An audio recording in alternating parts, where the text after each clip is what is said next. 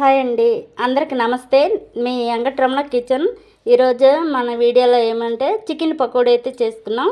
దీన్ని రసంలో వేసుకొని నంజుకొని తింటుంటే ఎంత బాగుంటుందంటే అంత బాగుంటుంది. పిల్లలు కూడా చాలా ఇష్టంగా తింటారు.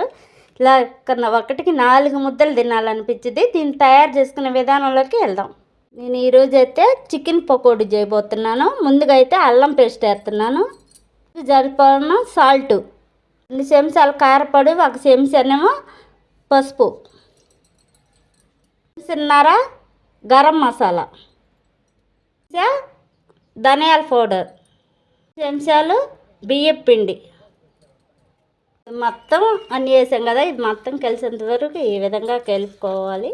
ఈ విధంగా కలుపుకొని ఒక 10 నిమిషాలు పక్కన పెట్టుకుందాం. మొత్తం కలిసింది కదా, ఈ విధంగా కలుపుకున్నాం కదా, 10 నిమిషాలు పక్కన పెట్టుకుందాం.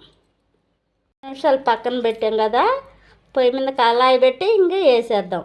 దీంట్లో కాంబినేషను మిరియాల చారు వేసుకొని ఈ చికెన్ పకోడీ వేసుకొని తింటే చాలా అంటే చాలా సూపర్గా ఉండిద్ది అనమాట. ఇక పొయ్యి మీద కళాయి పెట్టి వేసేద్దాం.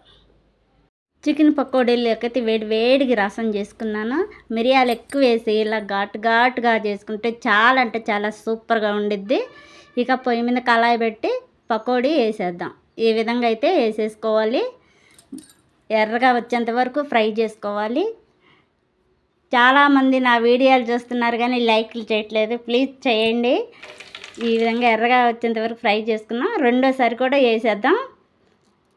రెండోసారి కూడా వేసేసి ఈ విధంగా ఎర్రగా వచ్చేంత వరకు ఫ్రై చేసుకోవాలి. ఈ విధంగా ఫ్రై అయిపోయింది. ఇవి ఒక ప్లేట్లో తీసేసుకున్నాం. చూసారుగా, ఫైనల్గా అయితే చికెన్ ఫ్రై అయిపోయింది. చాలా సింపుల్గా ఈజీగా చేసుకోవచ్చు. శనగపిండి తిన్న వాళ్ళని అయితే బియ్యం పిండి 2 చెంచాలు కానీ, లేకుంటే మైదా పిండి కానీ 2 చెంచాలు వేసుకోవచ్చు. లేదు మీరు శనగపిండితో తినాలి అనుకున్న వాళ్ళు, గిట్టిన వాళ్ళకైతే శనగపిండితోనైనా 4 చెంచాలు వేసుకొని చేసుకోవచ్చు. నేనైతే బియ్యం పిండితో 2 చెంచాలతో చికెన్ పకోడీ అయితే చేసుకున్నాను. ఈ విధంగా చాలా అంటే చాలా సూపర్గా ఉంటుంది. మీరు ఎవరికైనా నచ్చితే మీ ఫ్రెండ్స్ అందరికి షేర్ చేసి నాకు సపోర్ట్ చేసి లైక్ చేయండి. బాయ్.